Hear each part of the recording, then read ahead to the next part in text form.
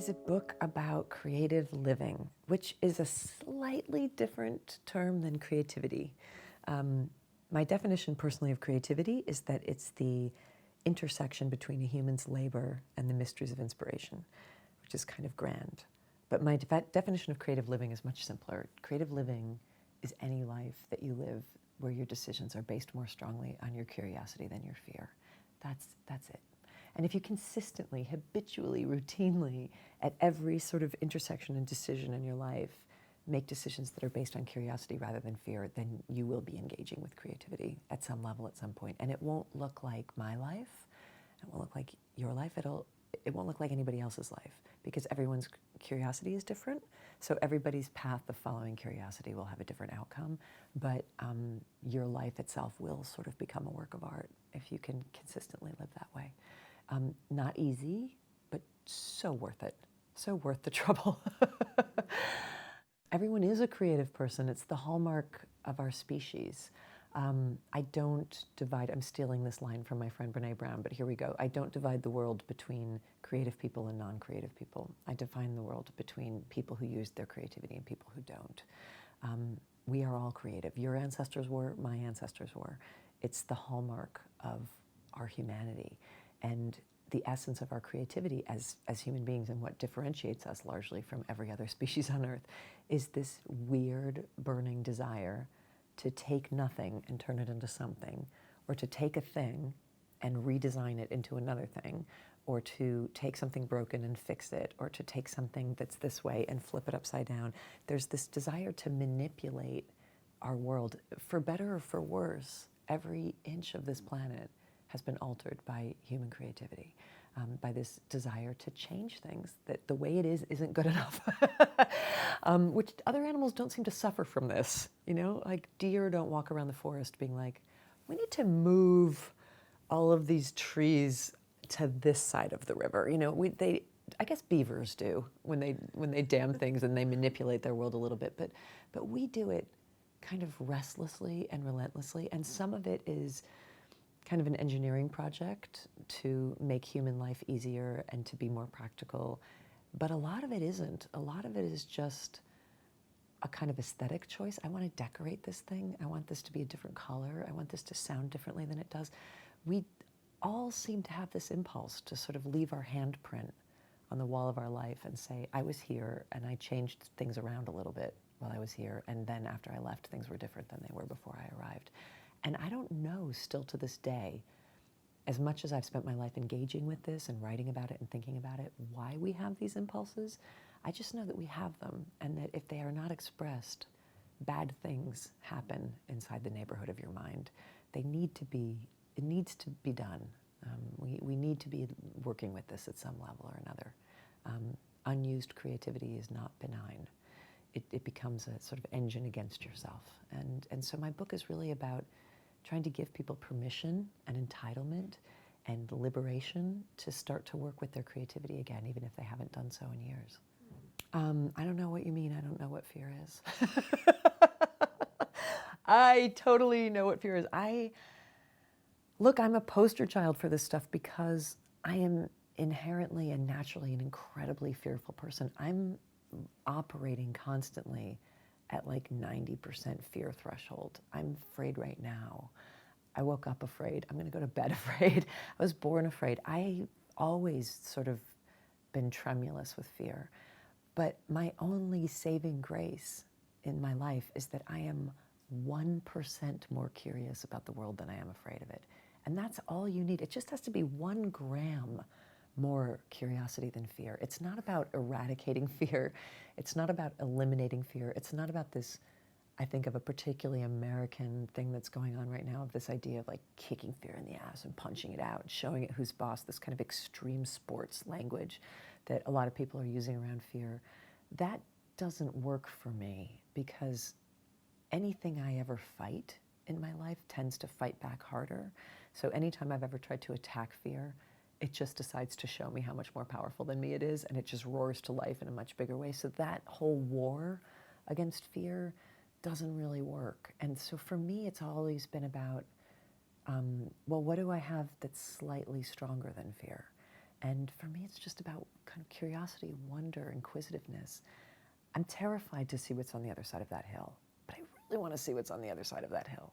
I'm terrified to see what will happen if I try to do this project, but I'm also like slightly more curious to see what will happen. And oftentimes when my fear arises, which it does nonstop, I try to engage in a conversation with it. And so the first thing I do is thank it, which I don't think we do enough. I don't think we show enough gratitude to our fear. All it's trying to do is keep you alive and save your life. So I thank it for caring about me and trying to protect me, and then I try to explain to it what I'm doing and why we're doing this. And I know that your job is to tell me all the worst outcomes that can happen, but I really want to do this. And if it still won't back down, I usually come to my fear and I ask it for its alternative suggestions.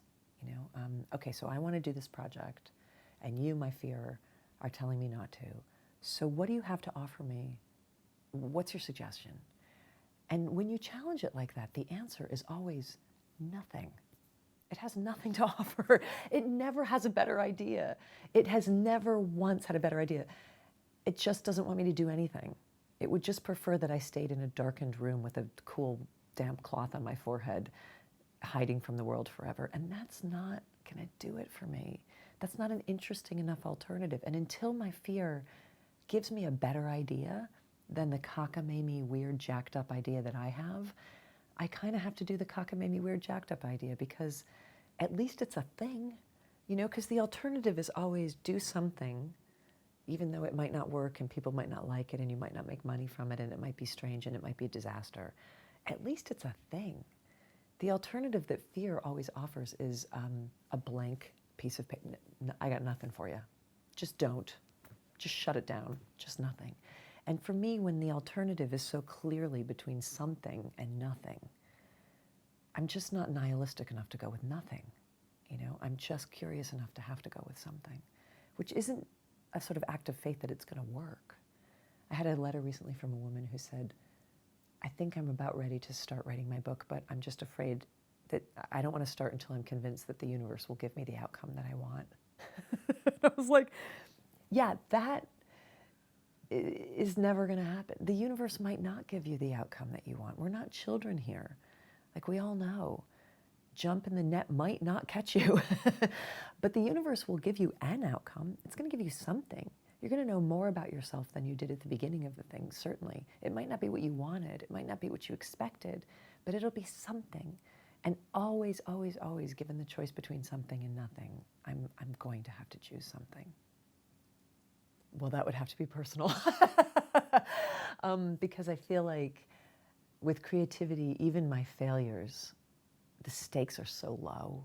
This is the thing that I'm always trying to tell people about artistic endeavor.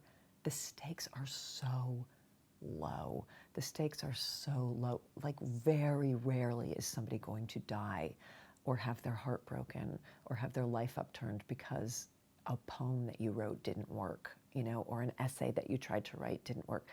If I write a book and people don't like it, they're not going to come to my house and shoot me. You know what I mean? I'm being exaggerating, but I think sometimes we, in the realm of creativity, blow the stakes up to something so much higher than they possibly are. I've heard a lot of comics say that the fantastic thing about doing stand-up, which I think is the scariest of all art forms, is to bomb and then to walk off stage and you're like, oh, that didn't work and I'm still here. That's amazing. The worst possible thing that could happen happened and nothing happened. I'm still intact. I'm still in one piece. So my creative failures have that feeling to them where it's like, wow, that totally didn't work. And I'm totally fine. We're all going to live. It's totally fine. My personal failures have a much deeper bass note of pain and resonance because the consequences seem to be much bigger. So my divorce, for instance, I would say that my first marriage was the biggest failure of my life. And the consequences of that were very real. People's lives were harmed by that.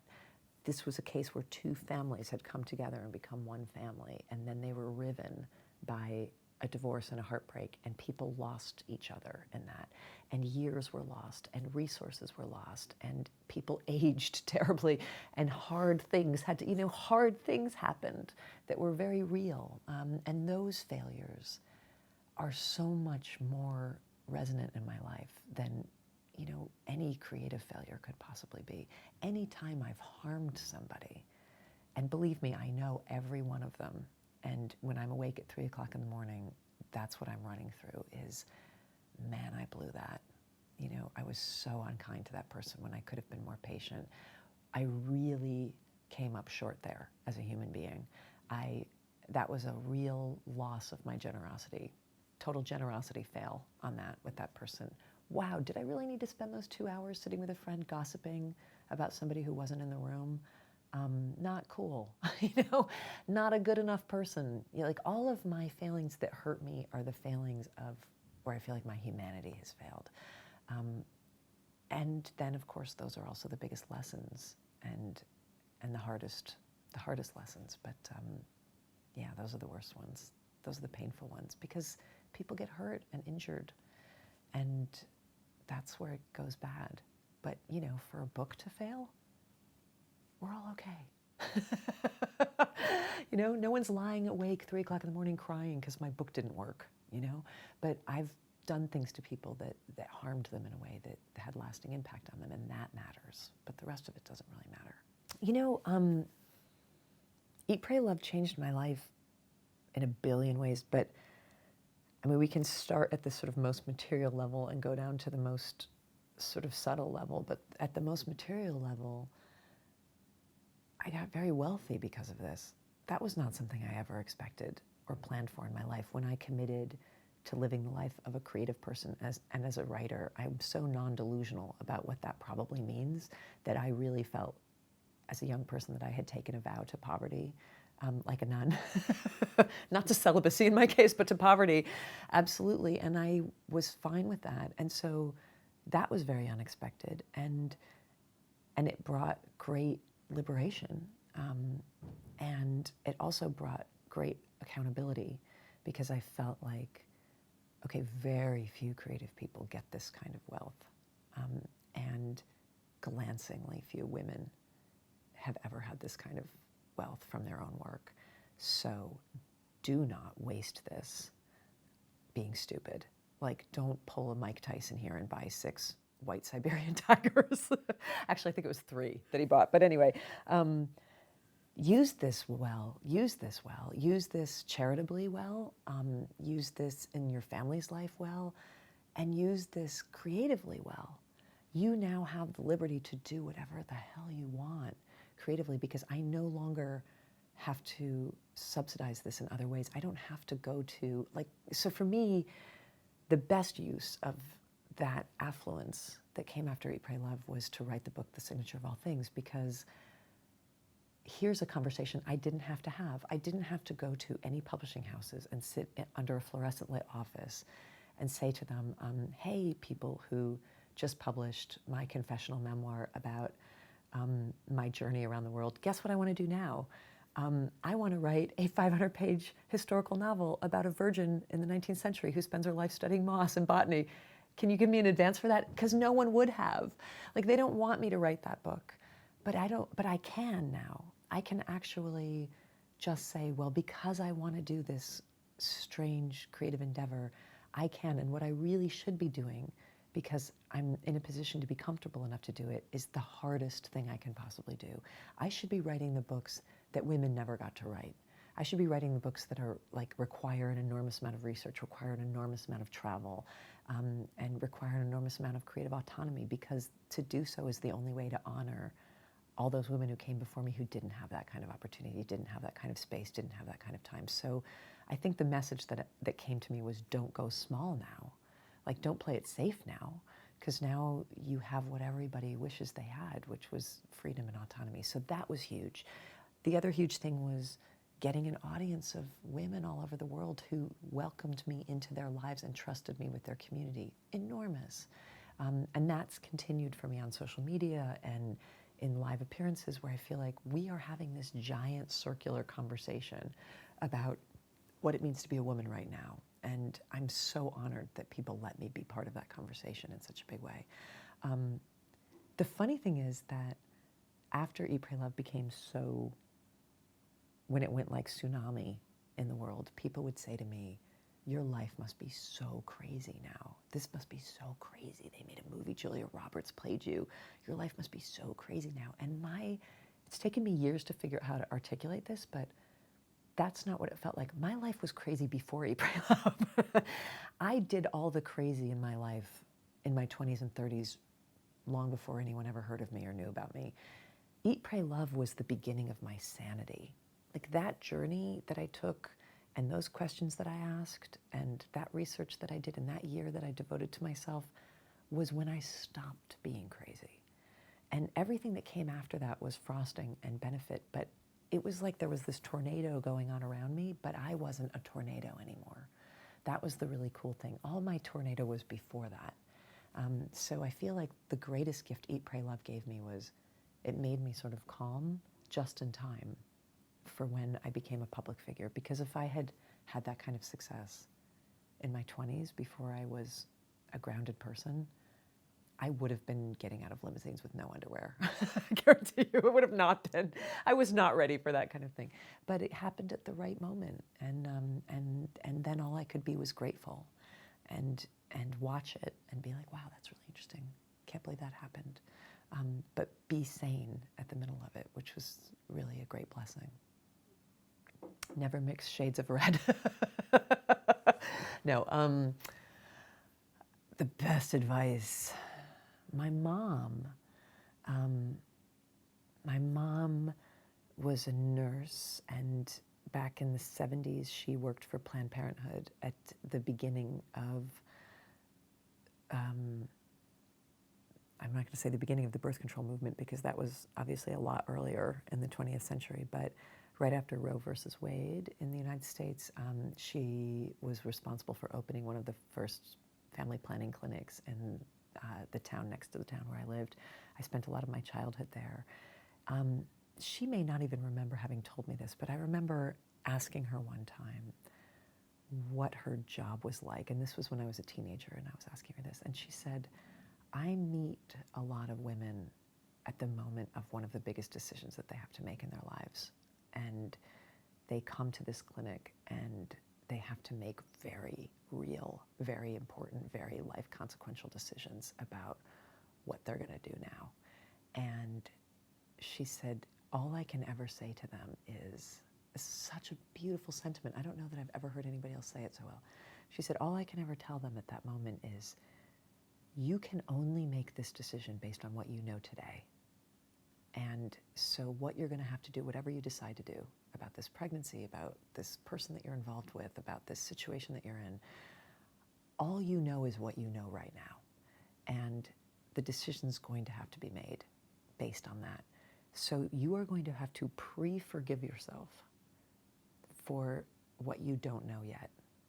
And it may be that years later, when you have more information about your life and about the world, you may look back on the decision you made this day, whatever it is, and you may wish you had made a different decision, but you have to begin right now forgiving yourself for what you can't know yet. I feel like that is the most compassionate possible advice that anybody could be given when they're making a difficult decision in your life. And then later to go back and look, because we spend so much time mired in regret about things we should have known, things we should have done, things we shouldn't have done. And at some point, there's this mercy that you have to show to yourself that says, every decision I've ever made in my life, I made based on what I knew then. And that's all I had to work with. You can't know something before you know it. It's just a rule of life. And I think about some of the stuff I've done in my life and how stupid it was. And I look back on a younger version of myself and think, how could you have not known better? And the only compassionate and merciful response is, because I didn't yet. And maybe I had to do that terrible, stupid thing in order to learn so that I could become a more mature person who wouldn't do it again. Maybe I had to do it 10 times. Maybe I had to do it for 15 years. Maybe I had to do it for 30 years. But you're not going to learn something until you learn it. And then at that moment, you must immediately forgive younger versions of yourself for what she didn't know yet. And you must, in advance, like, I have to sort of look ahead and be like, I know that when I'm 56, I'm going to look back at myself now at 46 and be like, how could you not have seen? You can't see what you don't see yet. And I think what we're most missing in our lives, both in the public level, in the private level, and in the personal level, is mercy. You know, just the sense of mercy. We're all doing the best we can with what we know at any given moment, and we simply cannot do better than that. I can't, you can't, your family can't, the world can't. It's all we've got. So be a little gentler with yourself and with others and their mistakes as well. I would like to not die with the same problems I was born with. I think sort of your job as a human being, and you can see this any way you want to see it. You can see it karmically, you can see it. I think part of your job is to shed some of the stuff along the way. So I don't want to be 90 and still be struggling with the same stuff that I was struggling with at 15. That just feels like I didn't come very far, you know? So it means there's a bunch of stuff I still have to get better at, you know? I want to get better at forgiveness of myself and others. I want to get better at patience. I want to get better at passion. I want to get better at compassion. I want to get better at, essentially I want to get better at managing my emotional life and creating less problems and getting better at solving the ones that are there. My friend Iyanla Van Zandt has a great line where she says, you know, most of us with the problems in our lives, she said, sometimes I hear people talk about their problems and I want to say to them, walk up to the nearest mirror and slap the first person you see. Because that's the person who's responsible for all the trouble that you're in right now.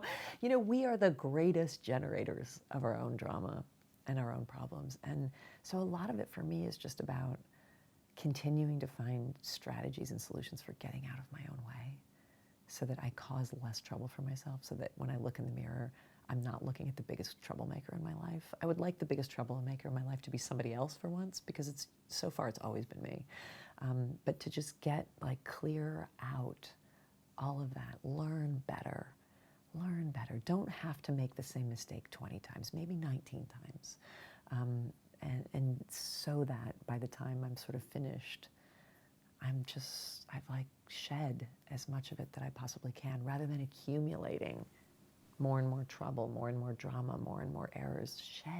Get rid of some of it along the way. My husband has a wonderful line too, where he always says, darling, you have to forgive yourself for all the mistakes you made in your past so that you can have room for all the mistakes you're going to make in your future. But you want to let stuff go. I want to be lighter.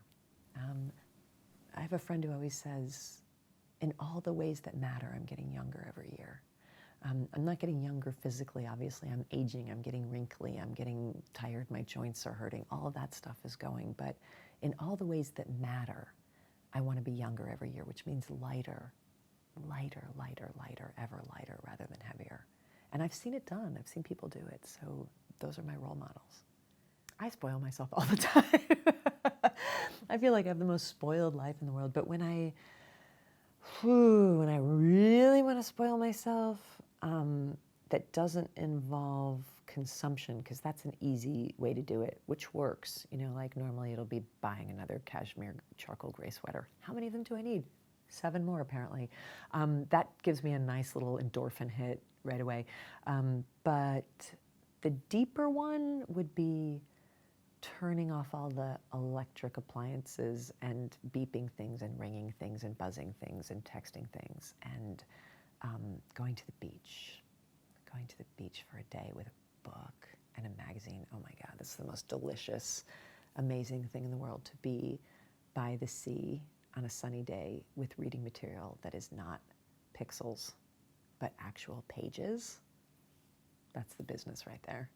That'll take 5 years off your life, just in one afternoon. Women inspire me. I think this is the most interesting possible moment to have been born a woman, and the luckiest. Not to say that there is not an enormous amount more work to be done, obviously.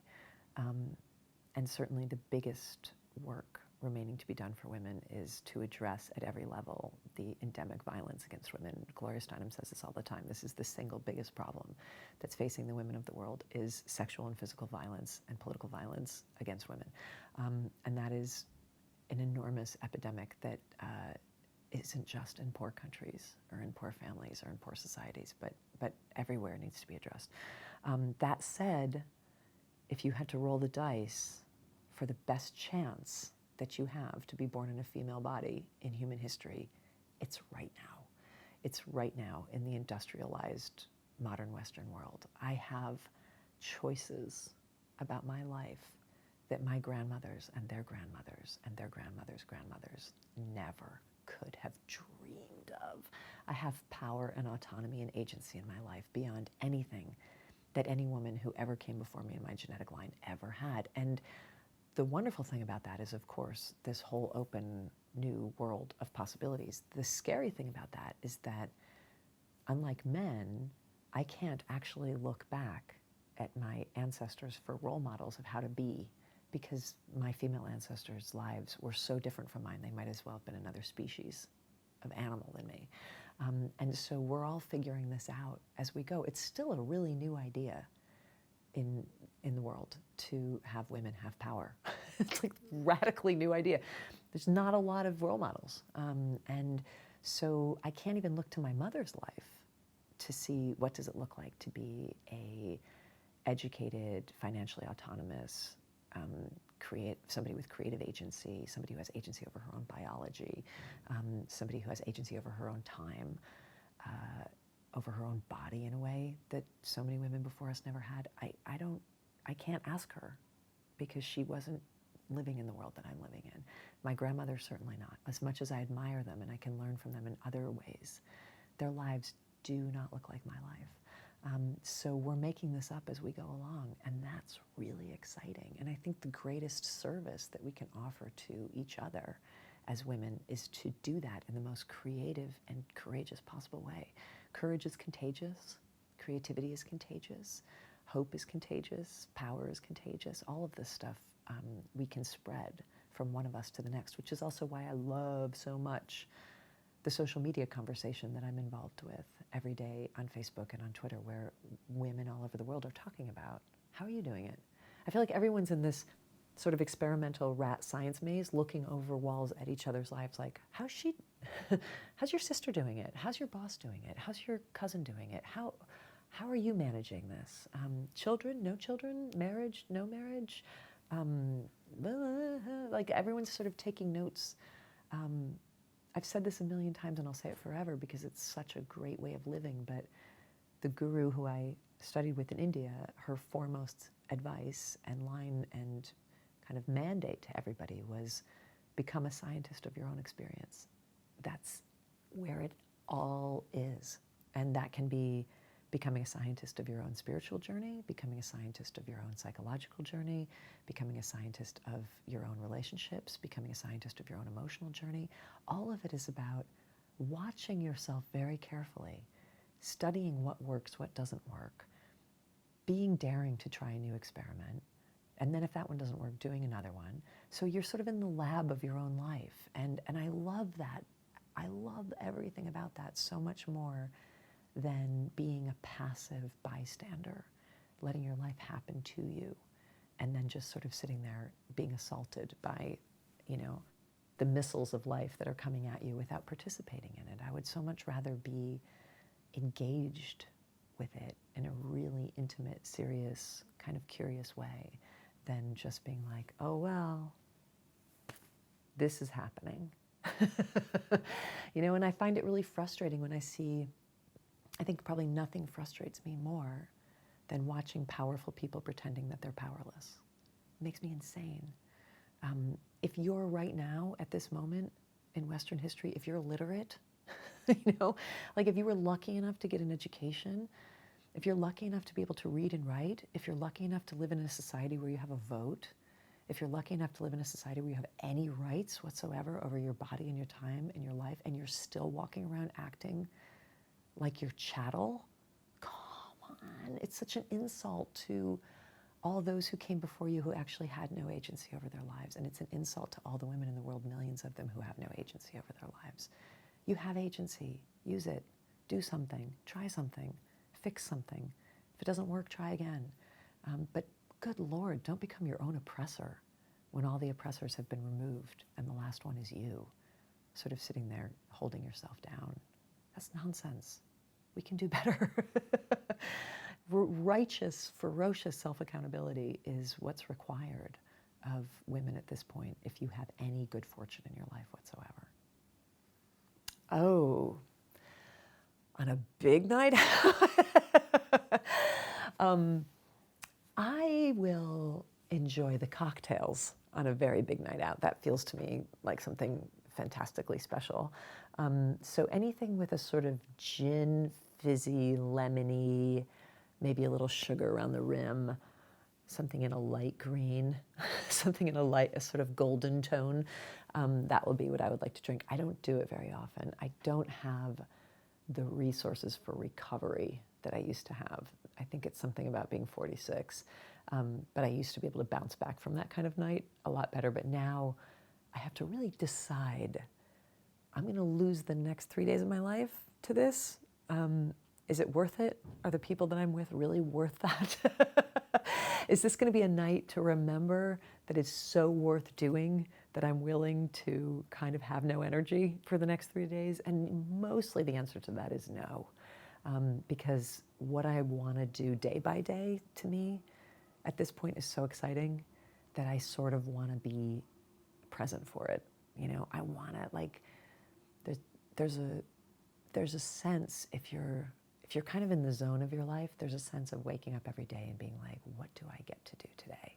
What do I get to do today that's exciting? And I have enough of that in my life that I sort of don't want to spend it on cocktails till 5 o'clock in the morning anymore. Sometimes I do. And when I do, it usually involves karaoke. And it usually involves friends who I haven't seen in a long time. And it usually involves like New York City, you know, and staying up all night. And that can be fabulous. But it's rare that that's better than what it feels like to wake up at 6 o'clock in the morning and be like, what do we get to do today? What do we get to work on today? I have a friend who has this great rule for how to revitalize your life. And he said, never give up the great for the good. And his point was that most of us spend our lives doing things that are good. You know, we're not like a bunch of derelicts, generally speaking. You know, we get up and we do, everything we do is probably good, like taking care of your family, good, doing this, calling your friends, good, doing emails, writing Christmas cards, good. There's a list of stuff you have to do. None of it's bad. Going to work, paying bills, exercising, it's good, it's all good, it's all good. It's fine, and there's a lot of it. But the problem with that model is that a year goes by and no day was really different from any other day. And then 10 years go by and no year was really very different from any other year. And like the calendar pages just keep flipping. And all you're doing is showing up and being kind of good and diligent and responsible. And my friend kind of went through a big nervous breakdown and finally realized, I'm doing all this good stuff, but I'm never doing anything great. And so the question that he asks himself every day when he wakes up is, what's the one great thing I could do today? And maybe a few good things have to go.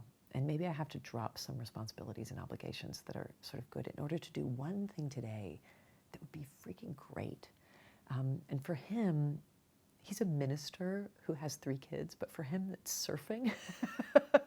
Because that's the greatest thing that he could possibly do, where he feels like he's not just paying bills and waiting to die, where he feels invigorated and alive. And so he went through a huge amount of effort to change his life and move his family to live on the coast so that he could surf.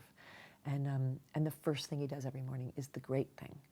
Gets up at 5 o'clock before the rest of the family is awake, and he surfs, and that's the great thing. And then the rest of the day can be about the good thing, you know, the obligations, the responsibilities, which are fine. They're all fine.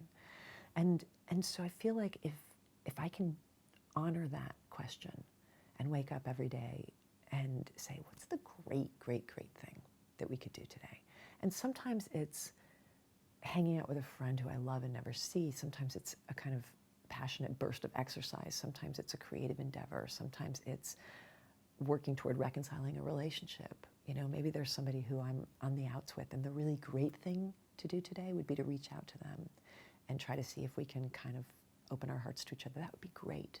So maybe the grocery shopping won't get done, and maybe everybody will eat cereal for dinner again, and maybe the lawn won't be mowed, and maybe the car won't be washed, and maybe the things that are the good things to do won't get done, but the great thing is the thing. And that way, when you reach the end of the day, the end of the year, the end of your life, you can be like, that was a really great experience. That wasn't just me checking off things on a to-do list until I died. This was me being a scientist of my own experience and asking, what would be great? And your great's not going to look like mine, but that's okay. It's going to be your own. And that is the big magic. That is the ultimate artistry of creative living right there.